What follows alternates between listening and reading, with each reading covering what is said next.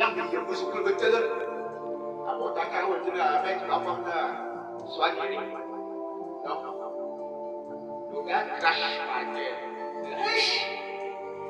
Il se fait la peau. Il dit montre tes yeux. Parce que c'est très bien. Pour les médecins, ils disent ceci. Et c'est vrai. Pour les êtres humains, si je prends de la boue ou de la poussière, tu mets dans les yeux, tu attaques le nez optique.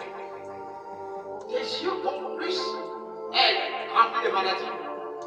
Ils vont se gâter. Mais Dieu veut dire aux hommes, vos lois là, c'est pour vous. Mais moi, je fais comme je veux. Et j'obtiens les meilleurs résultats de vous.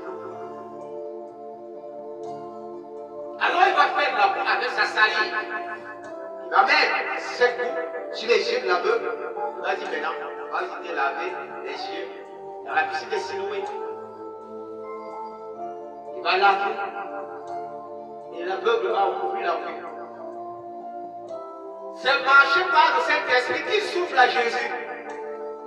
Donc voilà l'acte prophétique que tu dois faire. Pour que cet aveugle recouvre la vue.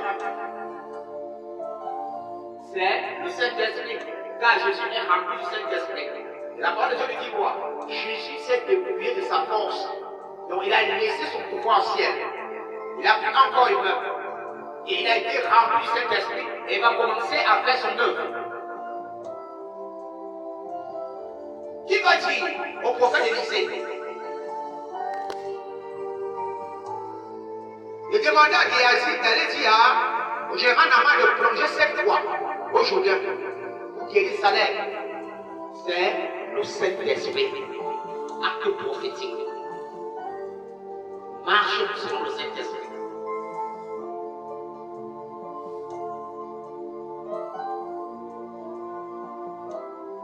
Si tu es un dirigeant qui n'a pas la parole de connaissance, la prophétie, tu auras des sérieux problèmes. Tu vas lire la lettre, mais mon frère, la lettre est morte, mais l'esprit est vie. Jésus dit ceci dans Jean chapitre 6. La chair c'est derrière, mais c'est l'esprit qui vivifie.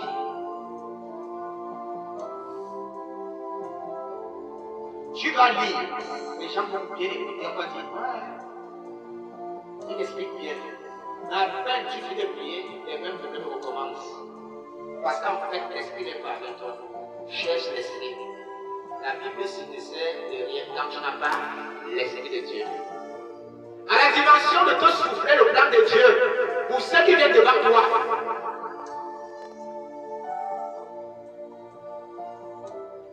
Ils sont dit ici. Je ne choisis pas les passages. Quand je sors de la maison, c'est ici que Dieu me dit, selon que les gens sont venus, il me dit, lis tel passage.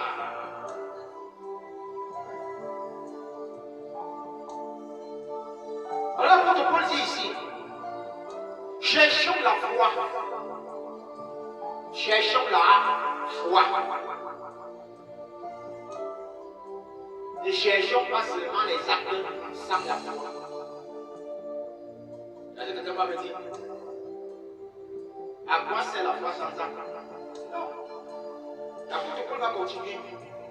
Il va dire, voici les fruits de l'esprit, l'amour, la patience, ainsi de suite. Il va dire, la loi n'est pas contre ces choses.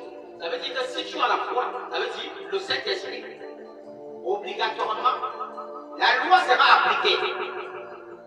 La loi sera appliquée. Ça veut dire que si tu as la foi, tu es en plein accord avec la loi. Mais si tu n'as pas la foi, tu auras la loi comme la lettre. Et la lettre est morte. Elle va te produire la tristesse, les échecs, le désespoir, et ainsi de suite.